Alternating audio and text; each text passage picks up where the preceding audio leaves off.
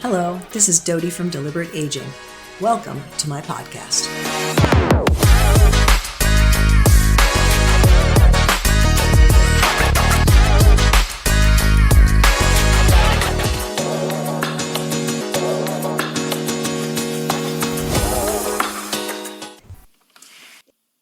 Today, I have the pleasure of being joined by Cathy Drazek, who I met at Fred Astaire Dance Studio in Montville, New Jersey, where we were both taking lessons with our spouses.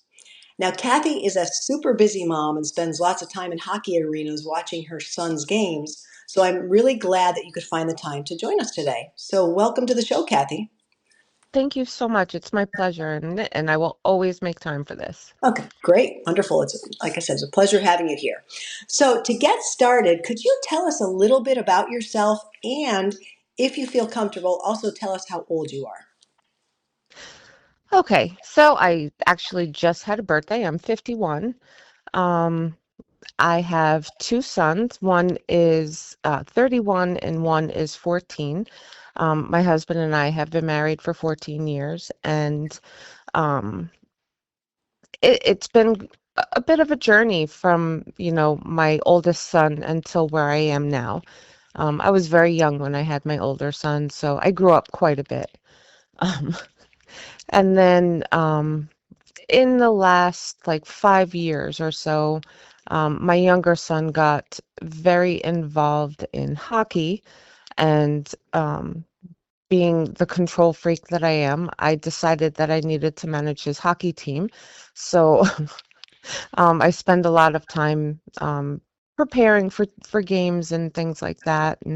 And all the while, I had been working full time and until very recently, and decided to follow another passion in making things. So, Okay. So, what are you actually making? well, I make all kinds of things, really. It started out during COVID. My friend introduced me to the Cricut die cut machine where I would cut vinyl and make t-shirts, and it just sort of grew from there. I started making t-shirts, and then I found out that I could do other things. So I would make like the coffee tumblers, and I taught myself how to do that with epoxy, and then it moved on from there. My husband found this great deal on a laser cutter machine, so I taught myself how to use the laser cutter, and so now I make laser engraved mugs, and I make wood cuts using the laser. I make frames, I make little lanterns, I make bookmarks.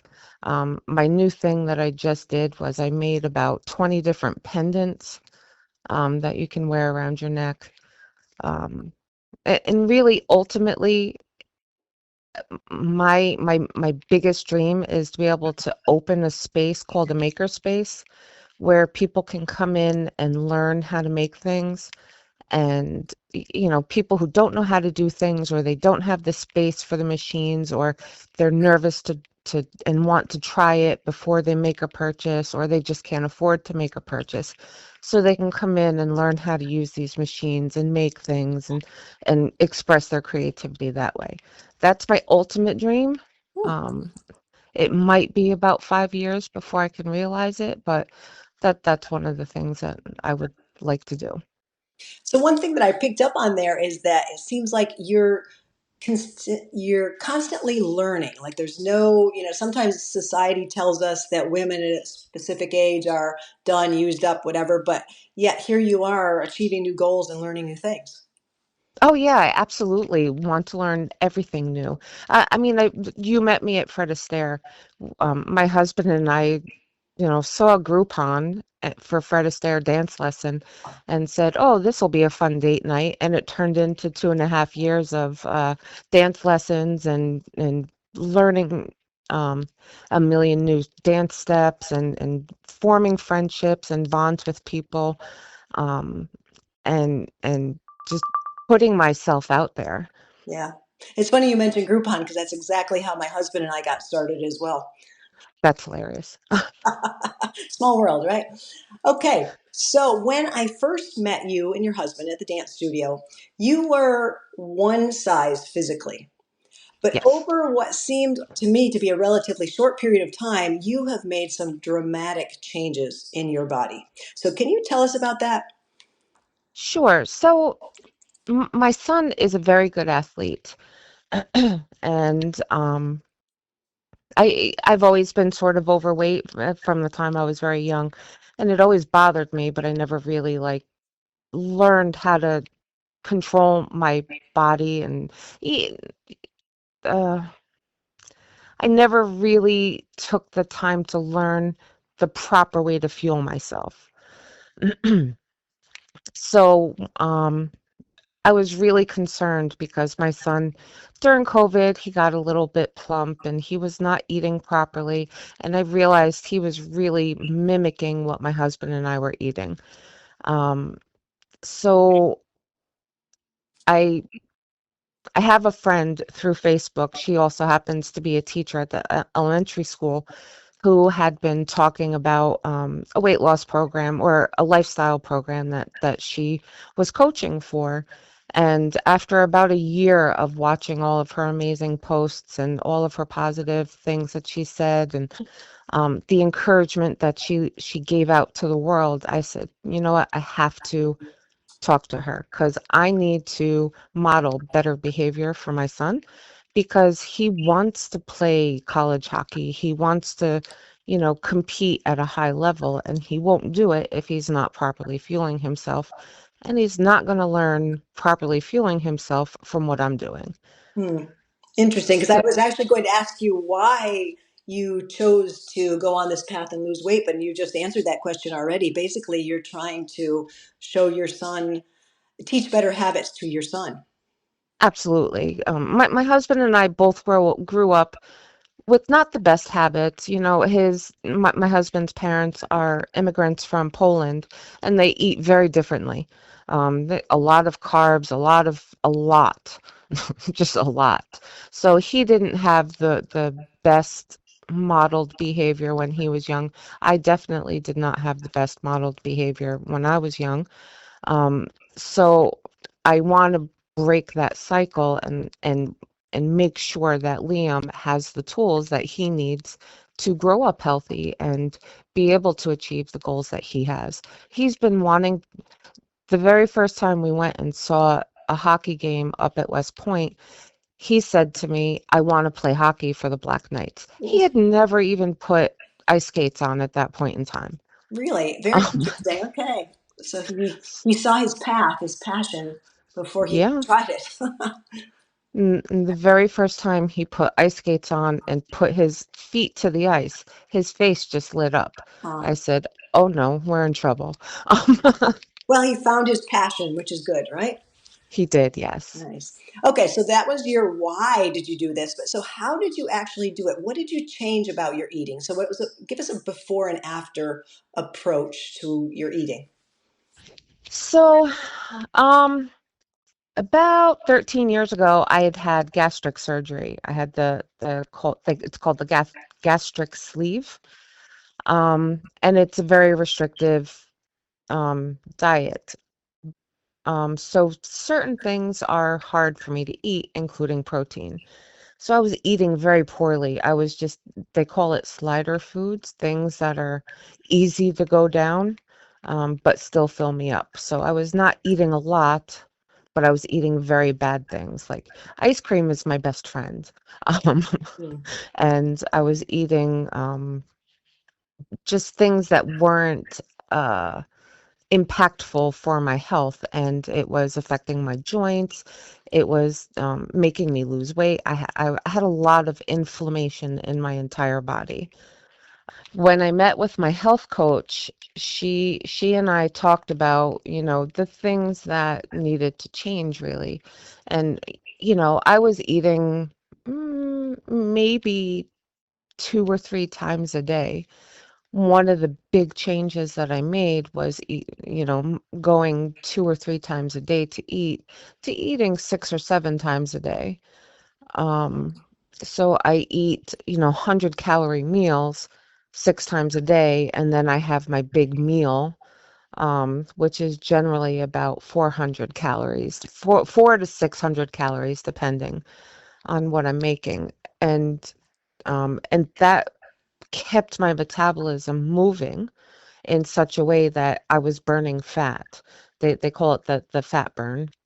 Hmm. And and within about 3 weeks of starting to eat that way, of course I lost weight, but the most noticeable change that I had was the inflammation in my joints just disappeared.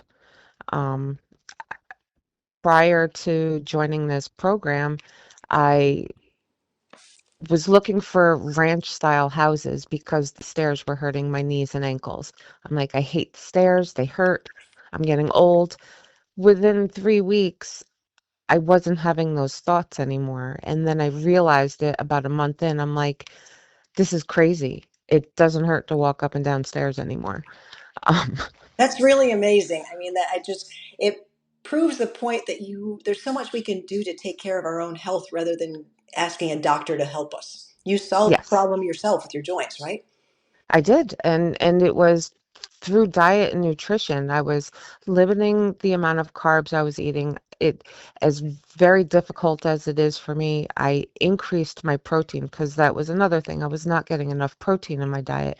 I increased my protein by at least 100%, and possibly more. So you said you decreased carbs, and I think that's confusing for a lot of people because they'll say they're on a low carb diet. And in fact, carbs is a big category, right? Includes the bad things we know of white bread, white pasta, but it also includes like apples and celery. So when you So say you limited it, what did you exactly limit? So I limited the white carbs. Got it. So the rice and the potatoes and the bread. For some reason, I love bread more than I love breathing sometimes. Um, I understand that. so like I used to love to bake a nice loaf of bread and just eat it because I love the whole smell and the texture, everything. Going back to the 5-minute chocolate exercise, Hmm. it's very similar. Um, the with the bread, that it was a whole body experience for me. Got it. Um, so I did limit a lot of my white carbs. Immediately I did that, and then I still eat fruit and starchy vegetables, but I did cut back quite a bit so I could leave room for the protein because of my surgery, I don't have a lot of room in my stomach. Mm, Um, got it. so I have to very mindfully make sure I eat my protein first, and that automatically just decreases everything else. So can you walk us through a typical day of exactly what you eat for each of those 6 to 8 mini meals?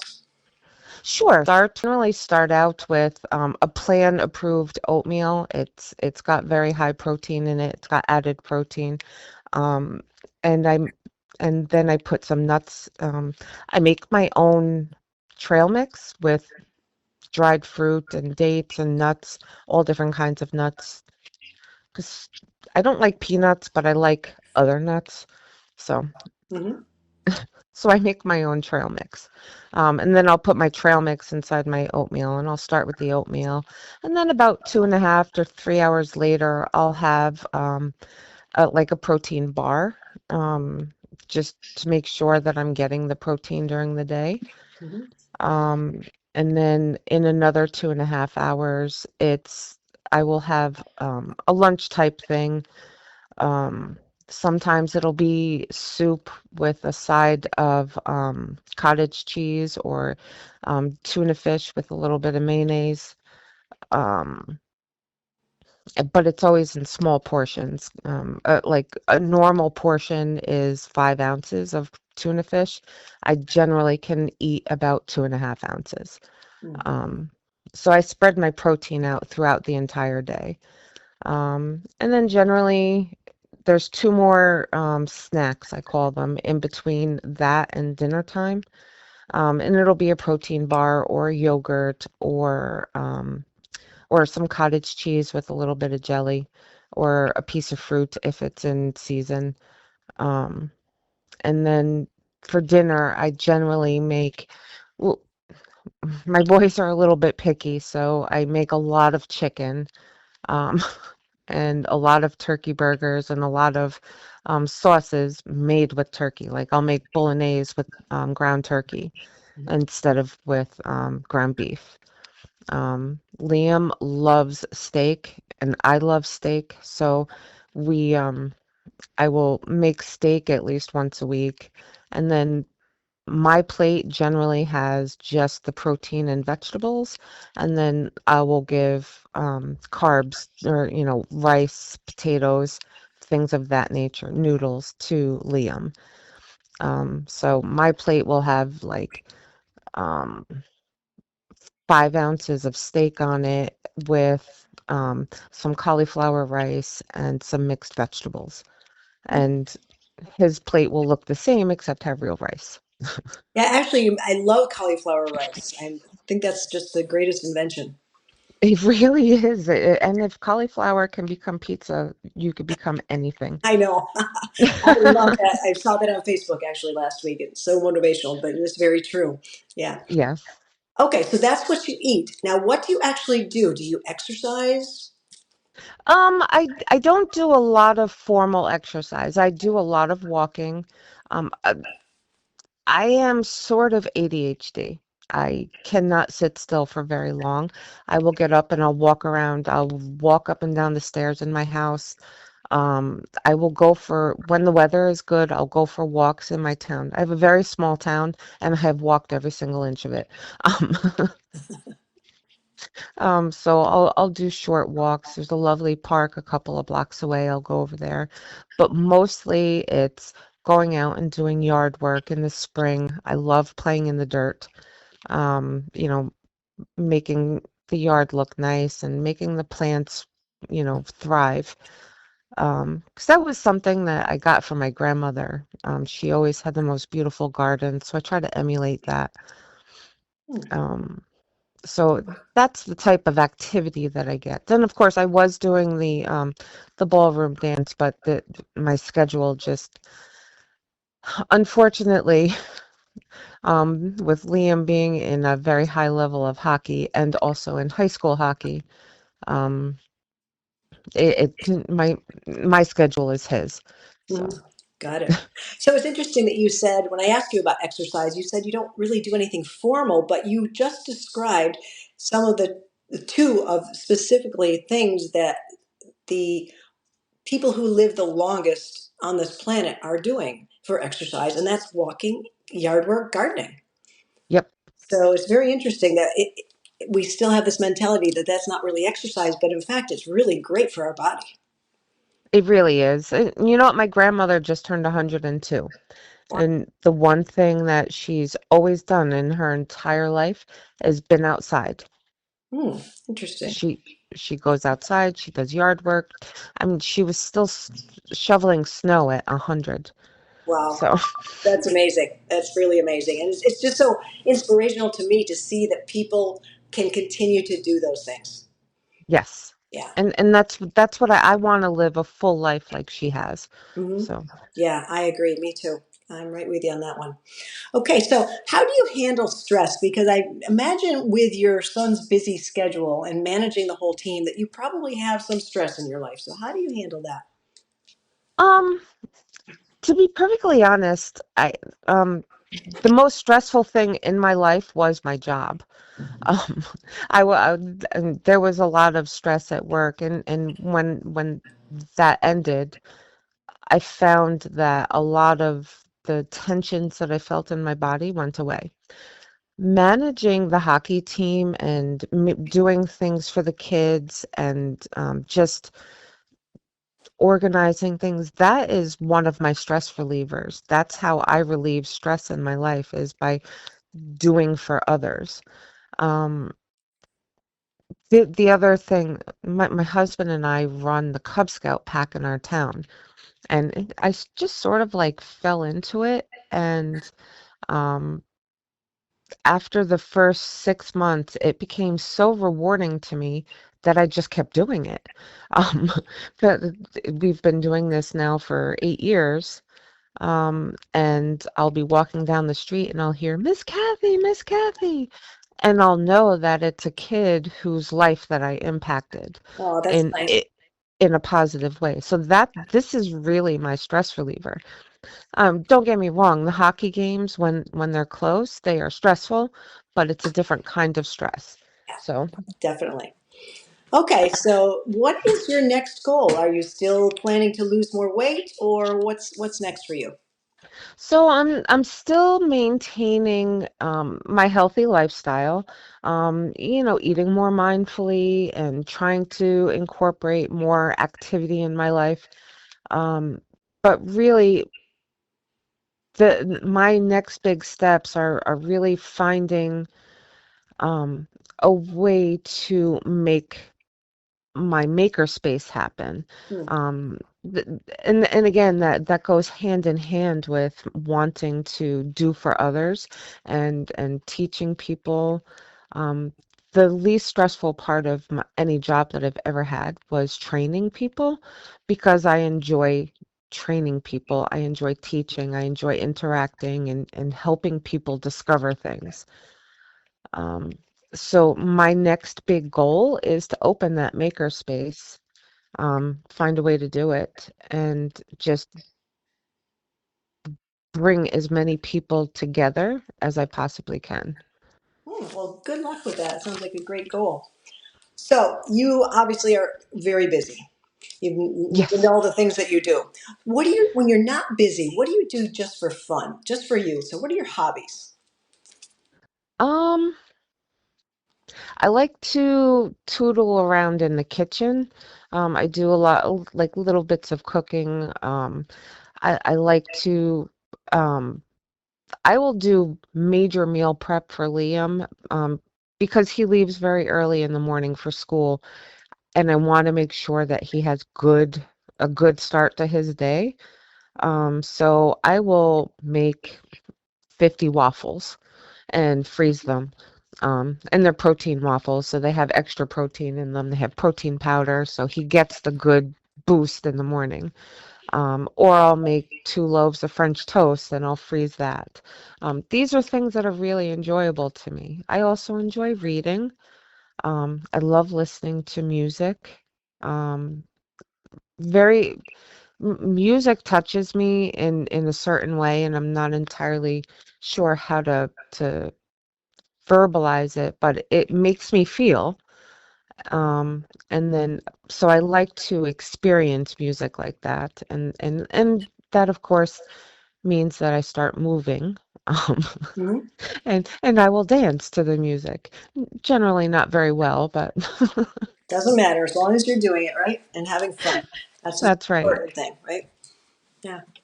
Interesting. Okay. So for anybody out there listening, and they want to lose weight and be healthy and develop new habits. Maybe they're like you and they didn't get some very good habits from their parents through no fault of their parents. We're not faulting our parents. It's just what they were doing the best they could. But so, what advice would you give these people listening on how to make improvements? So, you know what? My biggest advice would be to find somebody who could be your coach and your accountability. That's been the biggest help in my life. I have a coach who works with me. She'll call me and check on me if she hasn't heard from me in a little while. Um, and it really keeps me accountable to make sure that I'm following what um, what I should be doing. The other thing is to be incredibly mindful about everything that you're putting in your mouth.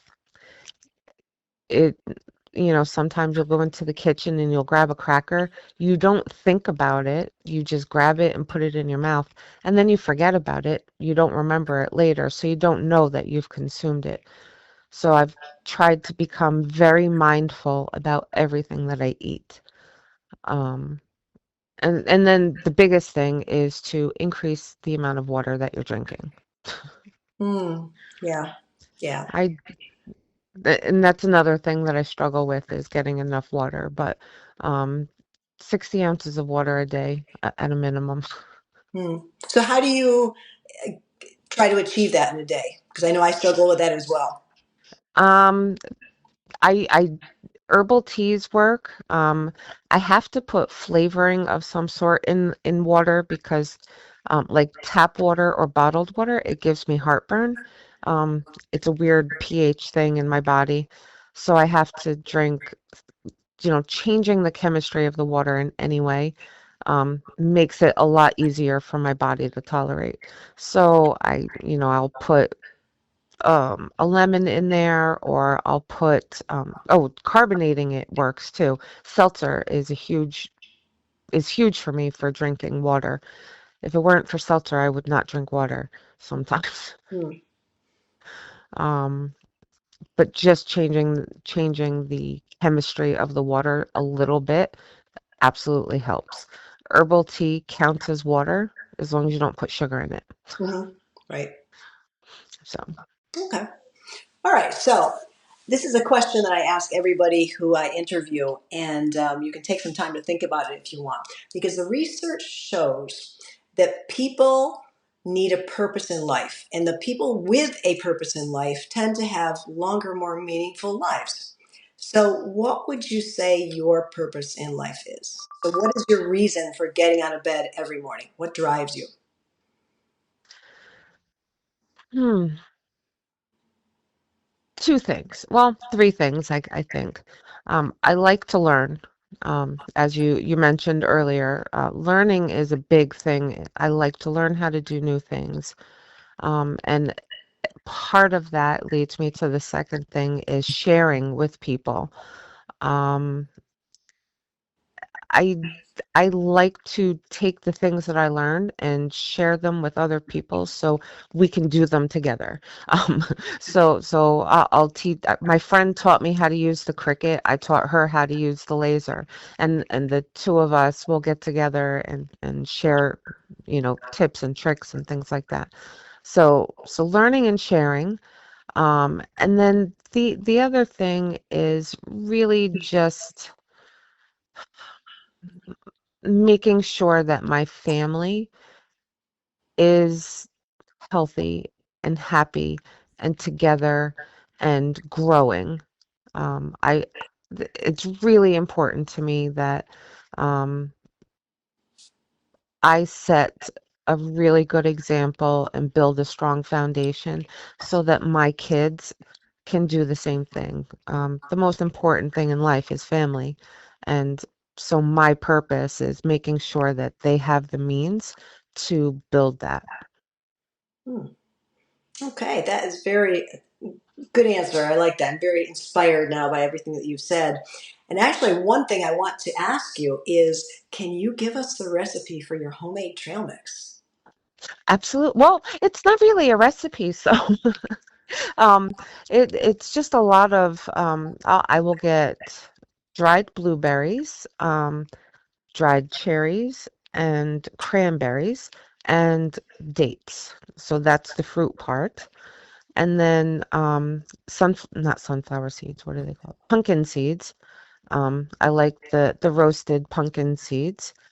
And then pistachios. And then there's um a nut mix that I get from BJ's that is my favorite one. It's just regular unsalted mixed nuts, and it has like pecans and what are they? The little round ones? Not Brazil Hazelnuts? nuts. Yes, hazelnuts. Thank you. Hmm. Pecans and hazelnuts and all different kinds of nuts. But it doesn't have Brazil nuts, which is good because they're too big for me. Um, Hmm. but and that's why I like that particular brand. And then I generally put them in a big bowl and mix it all together, and then put it back in the container. And that's my trail mix. Okay, that's a recipe I can get behind because it didn't sound like there was any measuring. You didn't say I need a cup of this or a half a cup of that. So this is totally No. something I could make myself. Oh yeah, absolutely. And I will get the dried fruit from the grocery store and just dump it in Mhm. and then mix it all together with my hands. Perfect. That's So, my kind of recipe. I love it. Okay, and then add that to the protein oatmeal in the morning, right? yes. Okay, sounds good. Okay, so any closing comments on lifestyle, healthy aging? Anything else you want to tell us? You know what? The biggest thing that I can think of is don't be afraid to don't be afraid to keep learning. Um, just go out there and do it because you're never too old to learn, and it'll bring you joy, and you'll find your new passions. Okay, I really like that because that's one of my purposes in life is continual learning as well. So I really am in favor of that. Okay, wonderful. Well, thank you so much for joining us today. Oh, it was my pleasure. Thanks for listening. This is Dodie from Deliberate Aging. Until next time, be well, friends.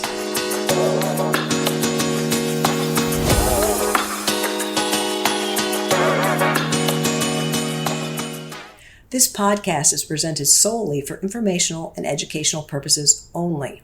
Use of information from this podcast is at the user's own risk. It is not intended as a substitute for the advice of your physician or other qualified professional. We are not responsible for any losses, damages, or liabilities that may arise from use of this podcast.